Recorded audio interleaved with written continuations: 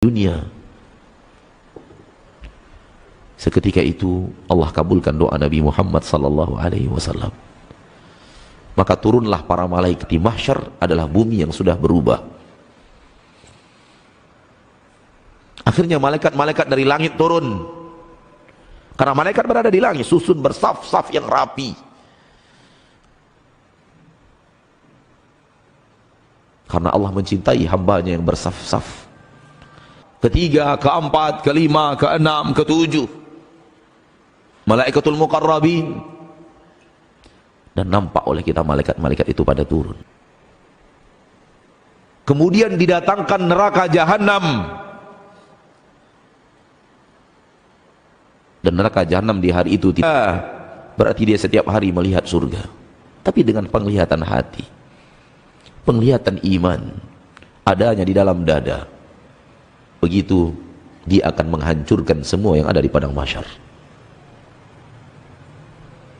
karena dia teramat dahsyat.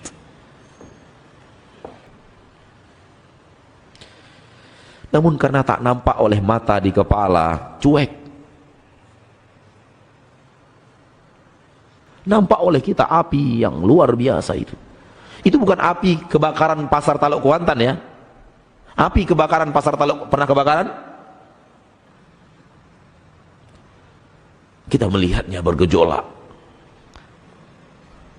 Dan kita punya sifat dan kelakuan, dan kita tak lagi takut kepada Allah.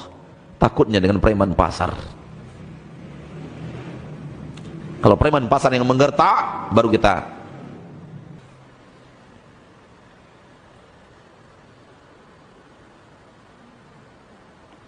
Allah mengatakan, ya ibadi fattaqun wa anna lahu dzikra. Pada hari itu manusia mulai ingat-ingat dosa-dosanya. Apalagi kita akan bertaubat. Ingat yang membuat kita akan berhenti. Ingat yang membuat kita akan membenahi. Ingat yang akan membuat kita berjanji kepada Allah. Bismillahirrahmanirrahim. Narkoba, baru ingat, untuk apa lagi ingat? Tak ada gunanya. Demikian juga para penikmat film porno, pezina, baru ingat di sana, untuk apa ingat di sana? Tak ada gunanya. Ingat itu di sini, di bumi.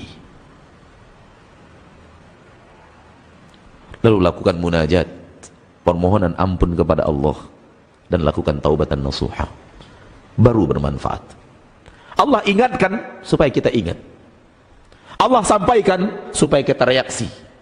Bereaksi di permukaan bumi, bukan menunggu masa reaksi nanti di padang mahsyar.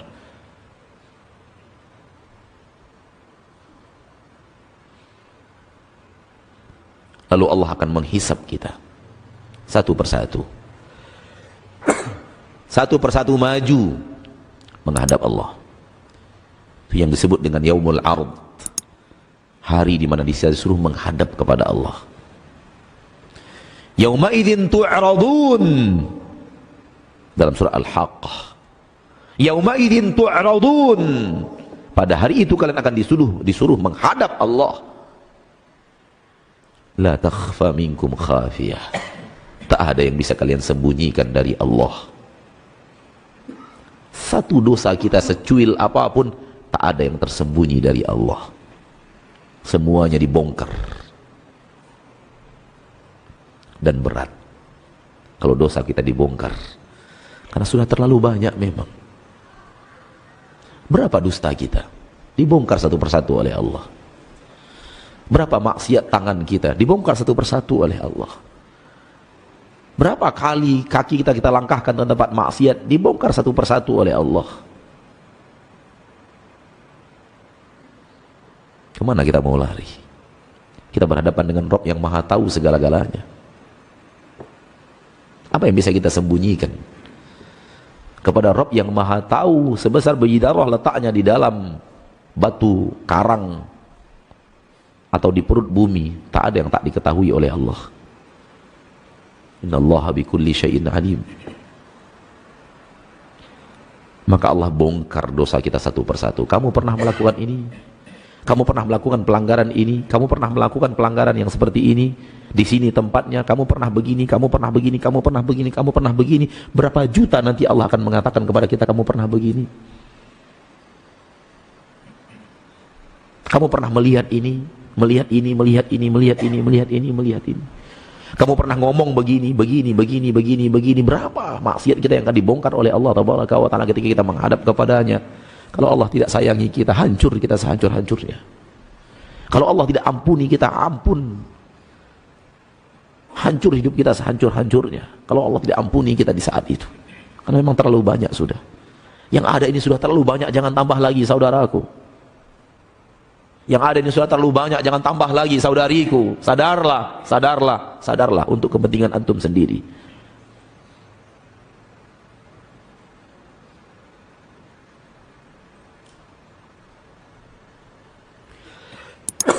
Kemudian akan ditimbang amalan-amalan itu.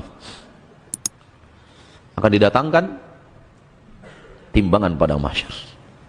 Dan timbangan padang mahsyar itu hak. Diletakkan di atasnya amal saleh, diletakkan di atasnya amal maksiat. Mana yang lebih berat? Akan ketahuan nanti mana yang lebih berat.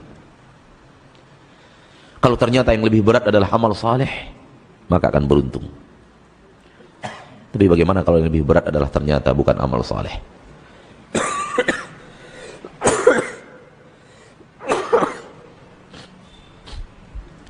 Bagaimana kalau yang berat ternyata bukan amal soleh kita? Karena untuk amal soleh kita selalu sekenanya. Untuk amal soleh kita selalu sebisanya, tak serius. Sekedar jangan lupa, seperti yang tadi saya sampaikan di awal. Namun untuk dunia kita serius. Serius. Tujuan kedokteran, TK, SD, SMP, SMA, kuliah, koas. Berapa puluh tahunnya untuk sampai kepada tujuan dunia bernama dokter. Serius kita berhadapan dengan dunia. Tapi serius, yang seperti jarang sekali lahir untuk akhirat. Tak tahu kita bagaimana nasib kita nanti ketika timbangan itu ada. Mana yang lebih berat? Amal solehkah atau amal maksiatkah? Karena kita sadar amal soleh kita selalu dilakukan dengan tidak serius. Hanya kadang-kadang sekali-kali serius sampai kita bisa menangis. Tapi itu pun berapa kali cuma dalam hidup kita. Dan kita tidak pernah tahu timbangan mana yang akan lebih besar, yang akan lebih berat. Setelah itu akan dibagikan kitab. Kita tidak pernah tahu sebelah kanankah atau sebelah kiri kah? Dan akhirnya datanglah suatu yang paling teramat berat di yaumil mahsyar. Yang paling teramat berat di yaumil mahsyar. Tahu antum apa yang paling teramat berat di yaumil mahsyar? Berjalan di atas sirat.